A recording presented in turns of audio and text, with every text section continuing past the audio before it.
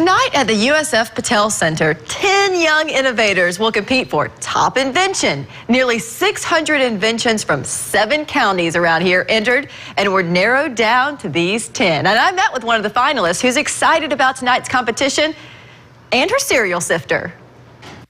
And you can see at the bottom, there's all that crumbs, disgusting stuff that ruins your bowl. 12-year-old Michelina Jadick came up with the cereal sifter to get rid of those crumbs. It's 2 top halves of plastic cereal containers with a sifter she made by drilling holes in the extra plastic. It's already starting to sift it out, and as you pour it back and forth, you can see that it's still sifting even more. So once you actually get to the bottom of it, it'll be all ready for you to eat, and it'll be really, really good. Problem solved. No crumbs in the bowl. Makes the last bowl just as good as the first. Michelina is one of 10 finalists in this year's USF Young Innovators competition. The competition started 5 years ago. It was an idea that my daughter actually brought to me. Anton Hopen is a patent attorney and director of the competition. He loves to see the kids present their inventions to the judges in the crowd. When they're talking about their own idea, they're completely comfortable. This year, an extra step was added, a patent search. And they had to go and search Google Patents or the U.S. Patent and Trademark Office and try and find the 3 closest patents. Kids do think outside the box.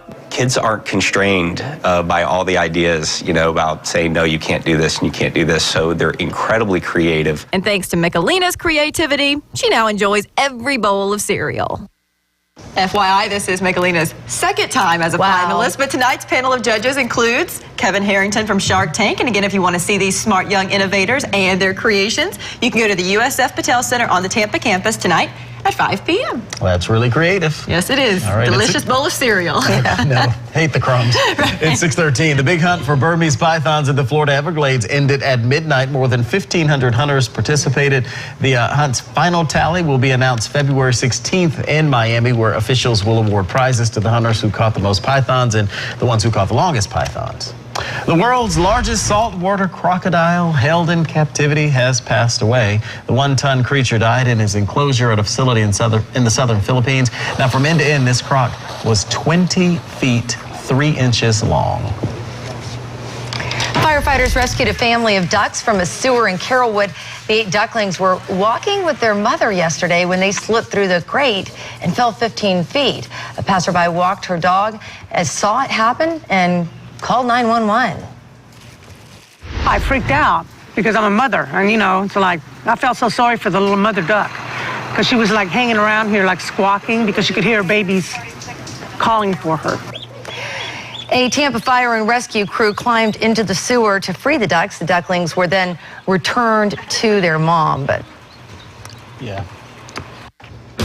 We are following some breaking news this morning out of the Vatican for you. Just moments ago, the Vatican confirmed that Pope Benedict is resigning on February 28th. The Pope made that statement in Latin, saying that he doesn't have the strength anymore. Of course, we'll have much more details on this to come on WFLA.com, and I'm sure on the Today Show, which comes up in about 45 minutes. All right, let's get a check on the traffic this morning at 6:15. Okay, good morning, everyone. Traffic getting a little bit busier out there, but still moving at good speeds across our Bay Area bridges. Let's pull out our camera and take a look at the Howard Franklin Bridge.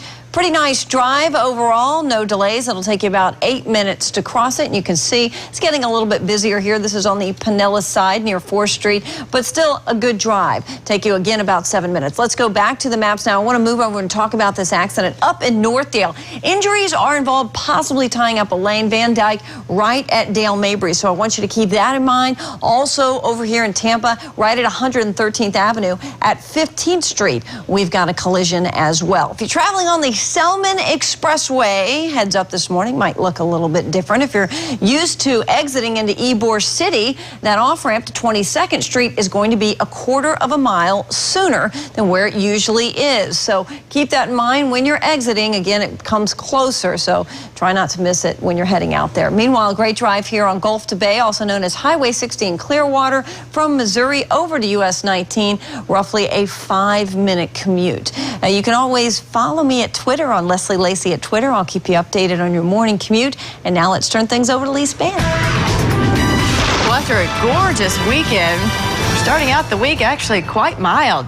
Temperatures will be in the upper 70s to near 80 degrees for Monday and Tuesday and Wednesday, but then things will start to cool down. Pleasant this morning, though, 68 degrees at 9 a.m. Look how quickly we warm up to 74 degrees at noon, and in fact, a high of 80, so well above average. In fact, it's going to feel a lot like yesterday, although not quite as breezy as yesterday. We have checked in this morning with our weather watcher, Wendy, in Brooksville. She's at a comfortable 56 degrees. It's 61 right now in Lakeland, 57 in Homosassa. These temperatures are a little milder than what we would consider average, but it feels comfortable. 58 degrees in Sebring, 63 Sarasota, 59 degrees right now in Fishhawk. Winds aren't too strong at this point, but stronger than we normally see this time of the day, and that's why I do think that today will be a little breezy with those winds coming from the south and east. That's one of the reasons why we're going to be so warm today. Big time cold front pushing east through the country. Notice bringing temperatures down to 11 in Denver, 25 in Albuquerque, 30 in Wichita, 36 degrees in Chicago. Area of low pressure up around the upper Midwest here, upper plains. This is Minneapolis. Look at that counterclockwise spin. Tight area of low pressure, and it is bringing strong winds and snowfall to this area.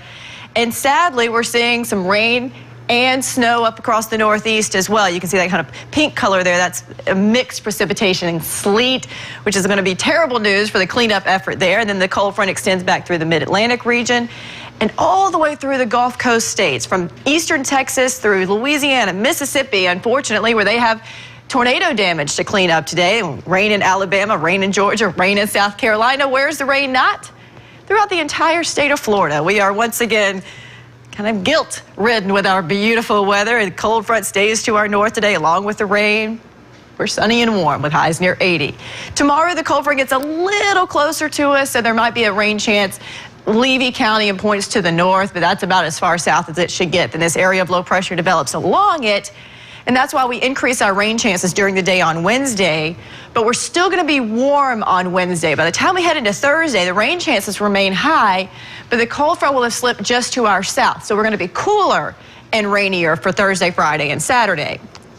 Today, though, neither of those things. Sunny and 80 with a south wind coming in at 10 to 15 miles per hour.